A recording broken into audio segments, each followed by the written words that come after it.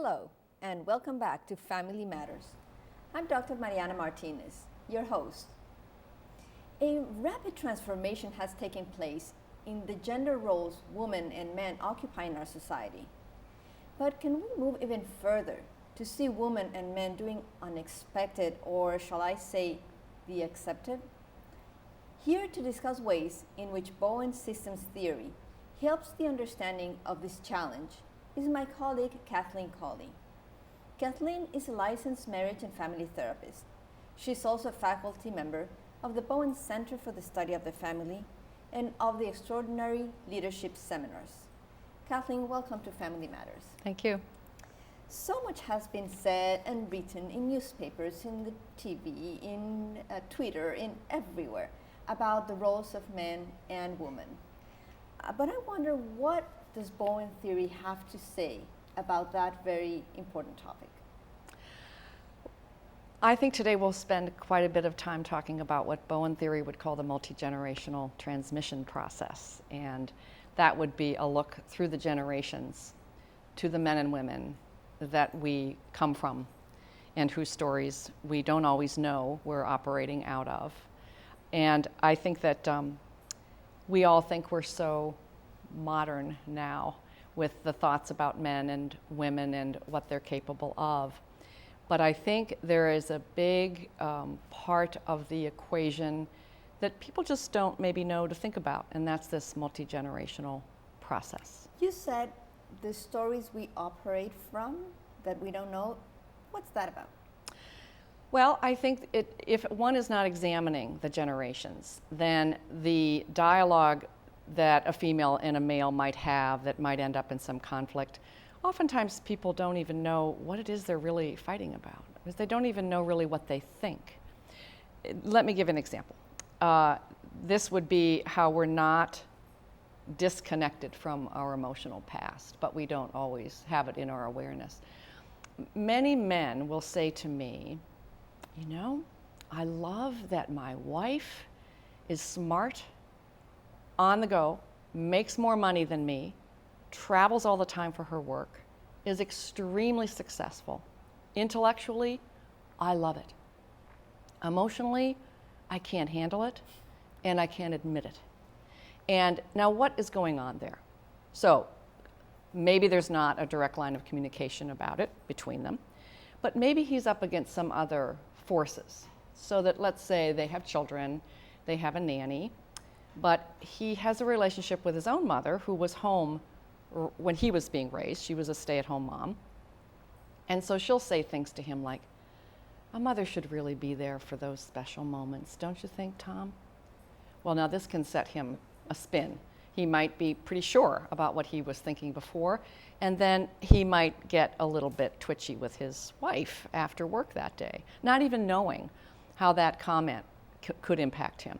Or he might work for a company that has really not much to do with men who are interested in home life or who want to share those responsibilities and get home and get to the sports for the children. So he's up against that as well in his work life. And these are the complications that are subtle, but around each man and each woman who's trying to think this through. But you're talking also about, you said multi-generational transmission. So how does that come into play? I hear from mother to son, okay. But I think that you were describing something bigger than that. Well, let me say that I was married at age 35. And when I was 28, I started thinking, this doesn't seem right. I just don't know how to find my way here as a single female. So I went to the family diagram, and I looked hard and long at the men and the women through the generations, and who had worked, who was single, who stayed home, what was the function of work, was it a vocation, was it what one absolutely needed because of finances, was it a luxury? You know, for most people, going to work is not a luxury, it's a necessity to pay the bills. And I ran across my great-great-grandmother, who was the matron of a jail. You know, great, not in person, but in the story. In the stories. That would have been scary. And so there she was. She was a widow, She worked long hours in this jail. And yet in the next generation, and in the writings of the family, I would read things like, in fact, I wrote this one quote down. These women were wives and homemakers. Their job was to bear children and to be responsible members of their church and their community. Now, that was very interesting because that was the next generation.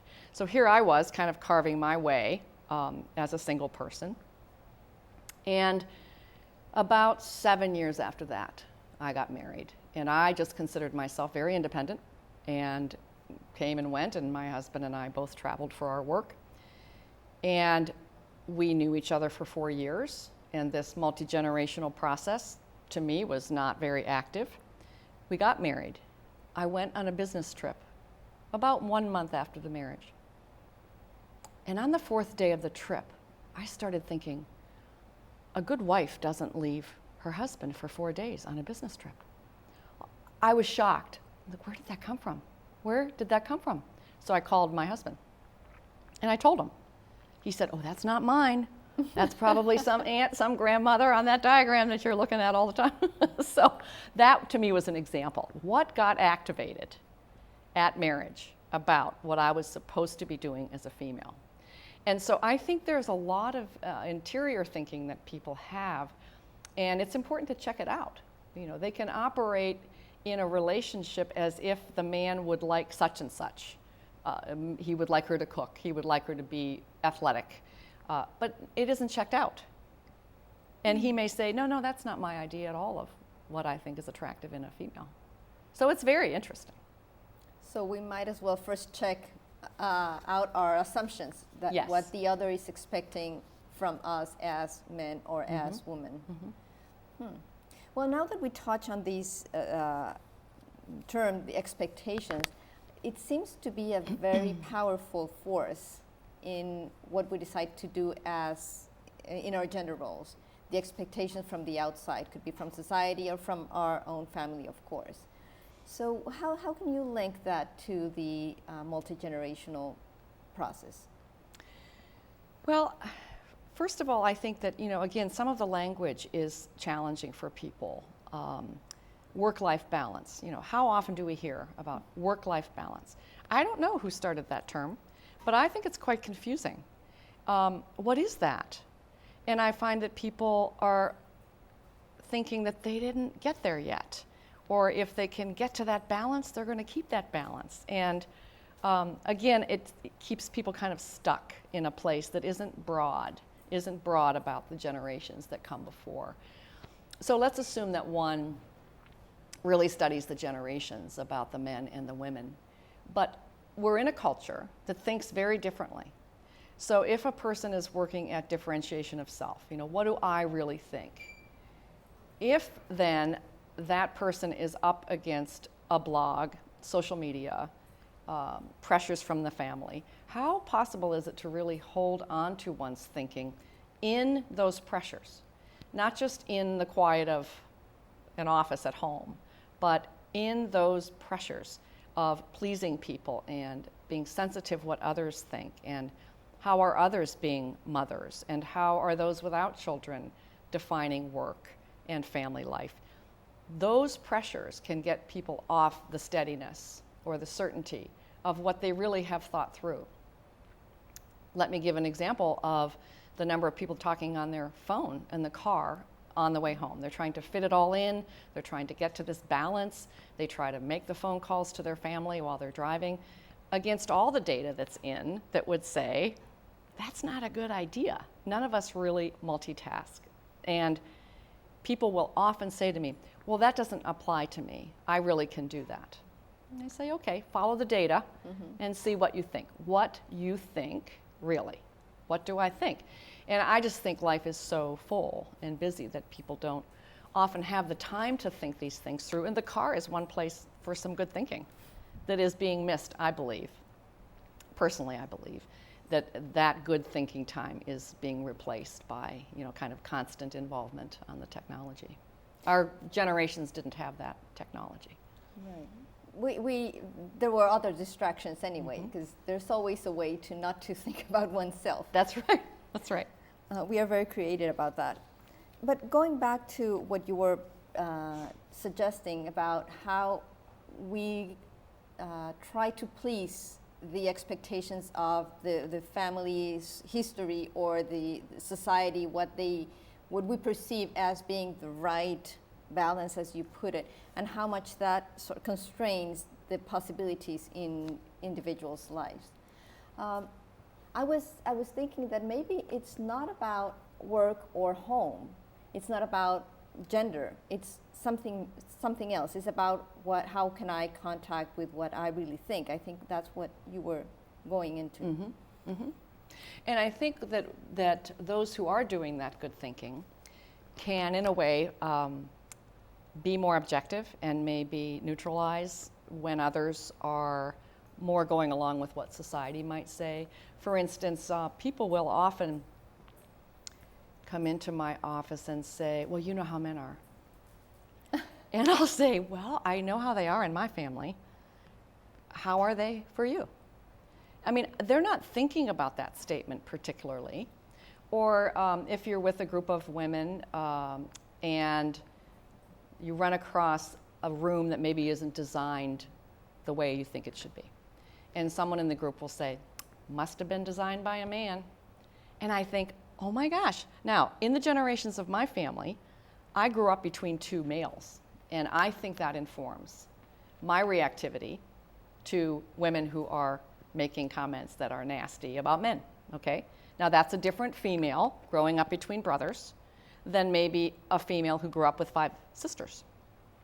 Fortunately, I had a much older sister than those brothers who balanced things out for me. So I think that, again, sibling position and sibling group in the generations is also a part of how did people learn in those early relationships in their nuclear family just to deal with men and women, and what were the stories they would tell. I like to go to a bookstore and I like to look at the self-help section and see how long I can stand there and read the titles and stay calm. The men who love the women who hate them, the women who, it goes on, and I think much of it is gender-based. And so, to your point, really, really thinking it through for oneself is at the heart of the matter. Well, now reality is on our face all the time, and we have so many things to care. Like when you have a family, you have the parents, you have the children, you have all these activities, you have the financial, needs that you have to solve, and I see people struggling on how far goes my responsibility. How, as a man, for example, how far my responsibility goes towards the children. How far does my responsibility goes towards bringing the money to the house? Is it all me? Can I share it? And from the end of the woman, the same thing. How far my responsibility goes in terms of taking care of the children or taking care of the house. How much is my responsibility to bring and contribute financially to the home? So I guess that we are in a time, or maybe all times have been that way, I don't know, that these responsibilities have been redefined in a way. And it seems like we're all responsible about everything. And that feels very overwhelming. And I hear people being very overwhelmed by that. Oh, don't worry, said the other day, a man in my office said to the woman, don't worry, if you want to work, go to work, I'll take care of the kids and I'll manage. My job is quite flexible, so I'll be able to do everything. And I thought, wow, we are trying to really reach so far that it's being overwhelming. It is overwhelming. And even in that example, there are men who would love to be home with the children. And the wife may have a very responsible job, but doesn't really want him home with the children all the time, an undercurrent, and believes that she should be there, that women should be there. And so there can be this dynamic in the couple around these kind of confusing expectations that, again, take a lot of thought to really think about, what am I even reacting to? What is enough time with children? Who handles the money? Who did that in my family? And what does it mean if my spouse wants to take that on? Do I still have involvement in it? And thinking beyond gender really means thinking for oneself in the relationship and having conversations with how the other is thinking about it, and then dealing with the reactivity that can also engender. One way of thinking beyond gender is thinking about those dilemmas in terms of dependency and autonomy. Like, how much do I depend on the other person to do things for me, or how much I can be independent about it.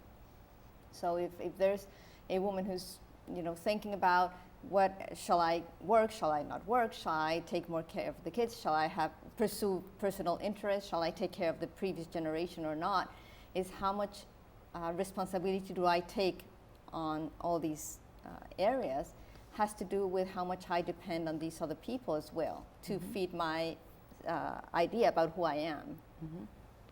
And what does it mean to be a responsible self? What does that even mean? Sometimes females who make a high income will say, well, the women in my family never dealt with money through the generations, and I just let my husband do that. And I say, well, how about if we think about responsibility there for self, so that if a woman is earning that kind of money and just handing it over to someone, and not because they don't want to think about it, that's pretty reactive. And yet, again, the generations can be at play. Women don't do that. And having to catch up to the idea that, but this is a very successful female.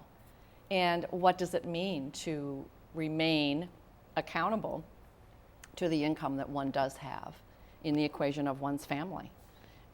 It's very interesting. There's a million of these ideas that people don't even know they're up against in the generations. So do you really think that we are in a different place in terms of social organization than before, in terms of the roles? If we try to think a little bit beyond just what we do or don't do, if we get, earn money or don't earn money, if the men take care of the kids or don't take care of the kids. If we go one step beyond, do gender roles are that different than generations before? Maybe not in some ways. Maybe. In which ways would it be similar and different?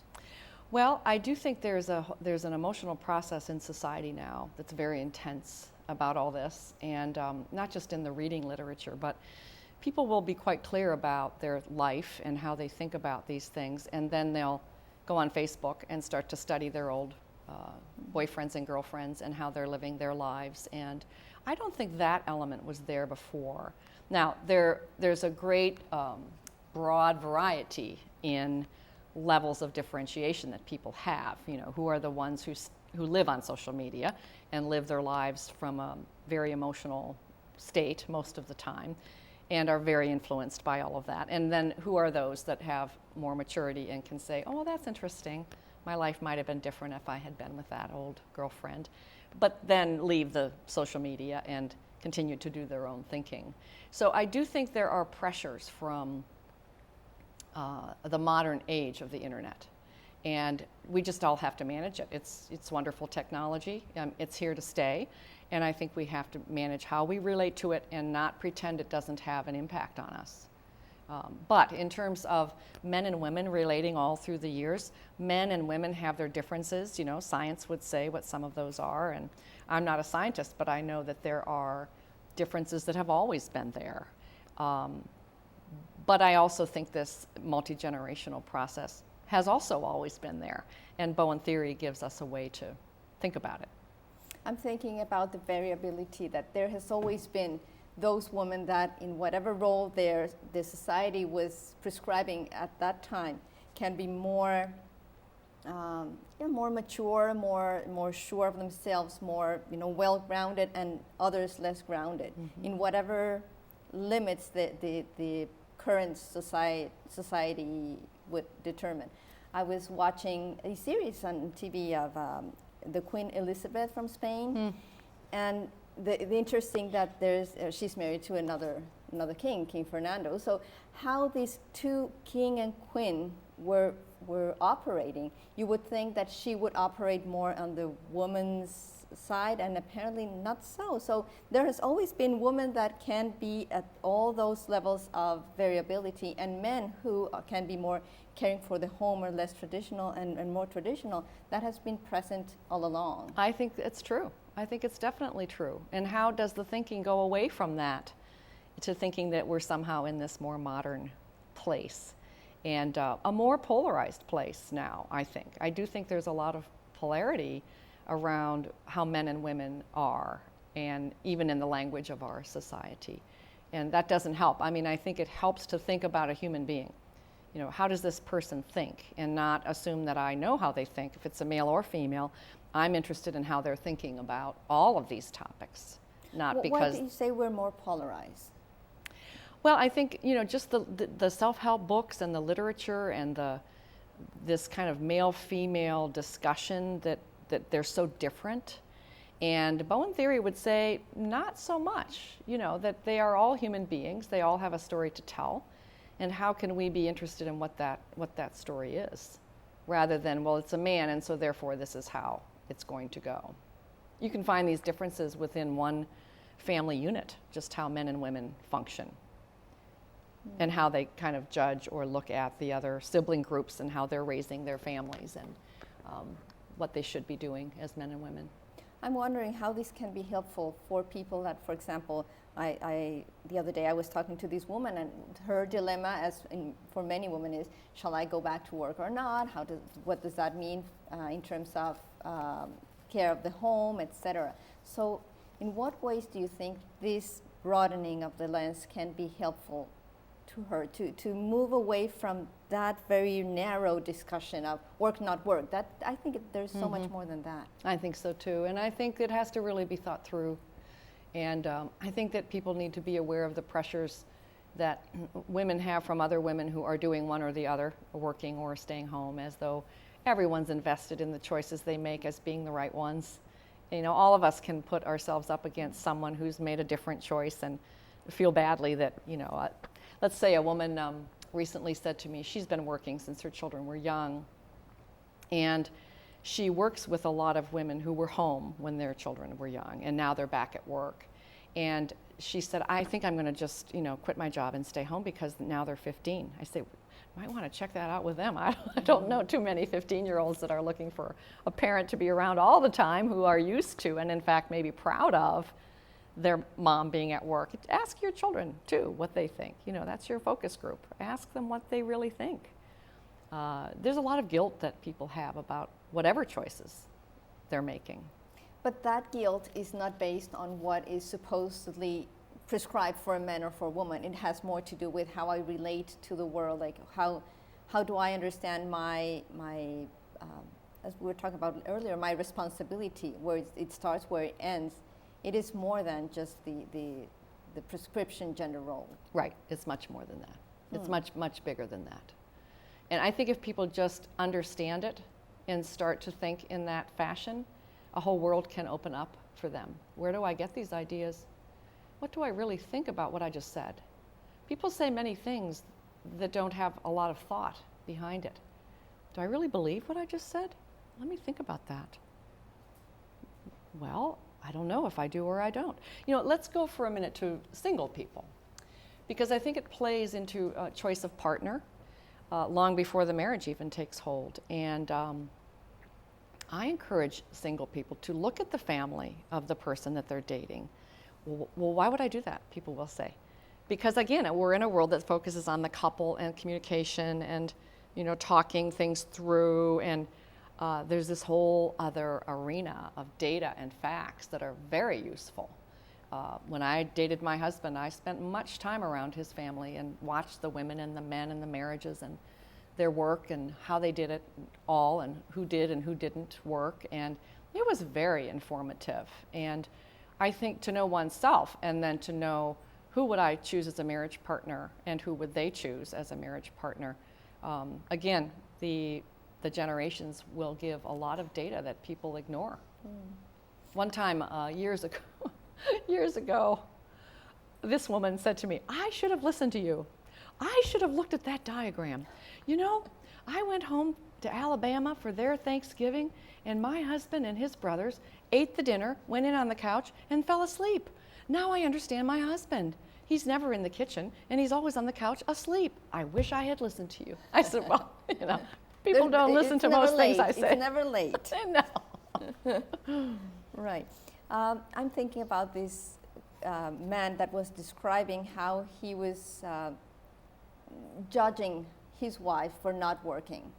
And then when we went into the conversation, he realized that it was his own mother's idea that sort of was in his head. Like, he was okay with her not working, but when the mother would make a comment, just similar to the other example that you made, the mother would make a comment and then he would grab that and then change his idea and his evaluation about the wife working or not working.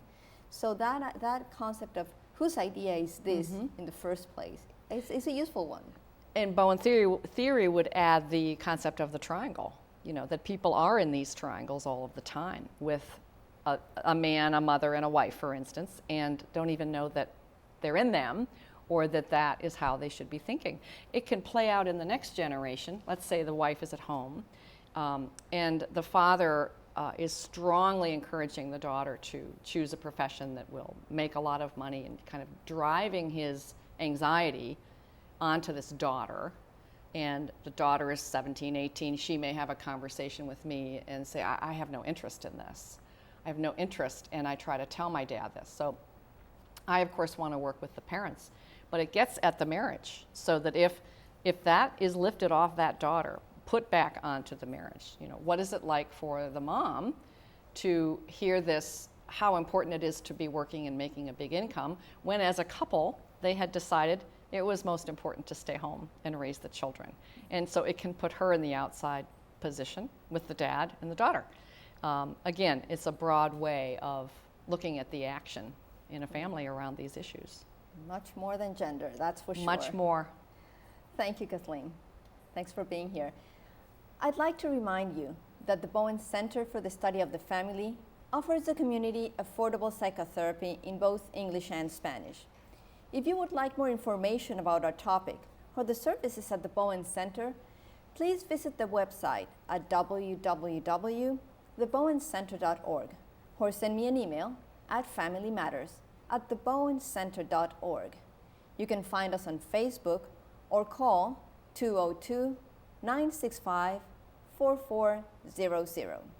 Thank you for watching, and join me again for another edition of Family Matters. I'm Dr. Mariana Martinez, and your family does matter.